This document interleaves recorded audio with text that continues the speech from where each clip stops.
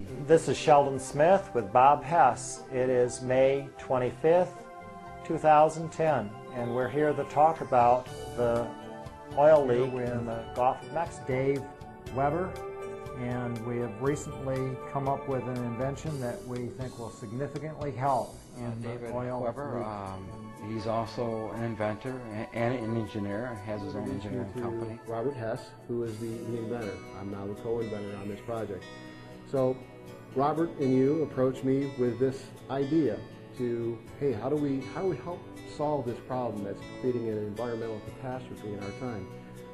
And so Robert had a simple idea of, well, let's put something in the end of this tube that actually seals. We can inflate it and it will seal. And I looked at it with an eye of an engineer, and I said, well, you have to have enough clamping force to keep it from building up pressure and just pushing the tube out. And the system I created it embodies Robert's initial design, his initial concept, but it embodies it in an engineering system that will be very robust. We got together as a team to hopefully put a stop to this tragedy that's going on. And with our Robert had an idea, and he thought it was a viable solution. I looked at his concept, and I said, well, I have an easy way to do this exact same thing that you're trying to do. And we can do this with some bladders that will expand around pipes. And I drew up the concept in CAD to demonstrate this, and then I tested it with finite element analysis. And what I've concluded is that the basic concept that Robert and you approached me with is valid, and we've got simulation results to prove that. If you look at the live feed from BP's website, you can see this is before top kill. You can see an enormous amount of crude oil spilling out the end of the riser tube. And this is even with the riser insertion tube being in place.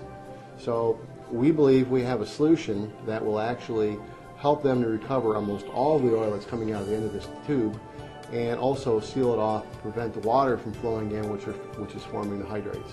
Well, to start out, why don't we just go over the design?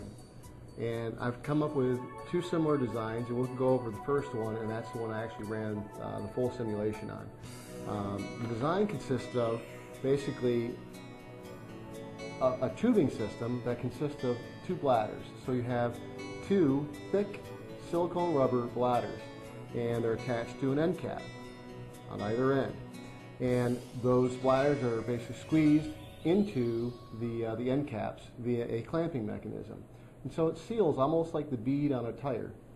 And in between those two, we have a place to insert the air or water to pump the bladders full to create a pressure so that we can seal the bladder against the side of the riser tube and against the tube that we're going to use to pull the crude oil out. And so in here we have the tube that we're going to use. It would be the riser insertion tube, and out here you have just the riser tube. This image shows a little bit more detail of the edge of the riser tube, and we have inside here the insertion tool. So the insertion pipe, which would have right now, which could carry the crude oil out, we have the bladder, this outer bladder, will seal against the riser insertion or the riser tube, and then this inner bladder will inflate and seal against the riser insertion tube. And so as a seal, basically you create a clamping force that holds the whole entire assembly in place. So it seals and holds itself in place just by inserting pressure between the bladders. So how do we know this is actually going to work? Well, this is where a design is one thing, but then it moves into the fact that you have to test it to make sure that it will work. And so the first place you test it is in cyberspace. So you're testing it in the computer.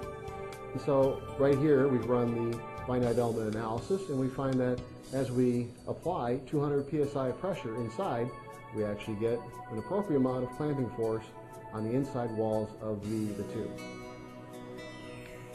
So another design is what we call the C-shaped bladder. And the C-shaped bladder is designed so that you would just simply slide this bladder around the riser insertion tube, push it in, and then once it's in place, you inflate it.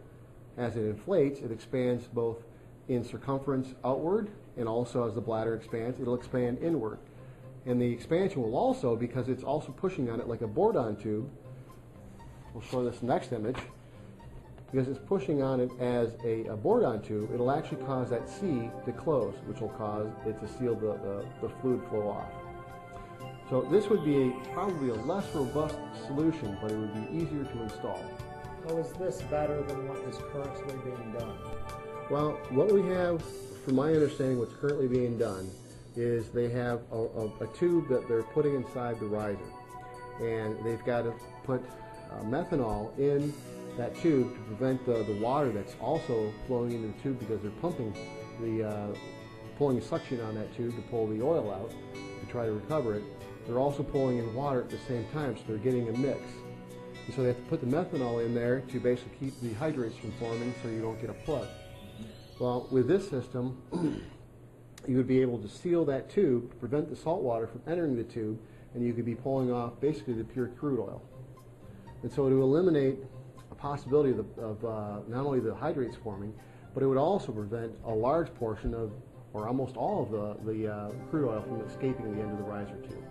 And we've taken a finite element analysis tool, and we've modeled the entire assembly, and we've applied pressure into the area, the volume in between the two bladders, causing the bladders to expand. So we used physics to drive the whole entire equation set to see whether or not this system would work. And what we found from our simulation is that we're getting proper clamping forces, and we're getting a good seal. We have initial verification of this idea, and I believe it would be in BP's best interest to take a serious look at this. What kind of response are we looking for from British Well, Petroleum? Sean, basically we want to get somebody's attention there. We want to be able to have the opportunity to talk to somebody at BP in charge to show them our concept, our idea, and hopefully give it a try. So we would like to start a conversation with them to see if there's a possibility that they can use our system. We believe it's valid, and if so, we're just looking more towards basically preventing this from being a worse catastrophe than it already is.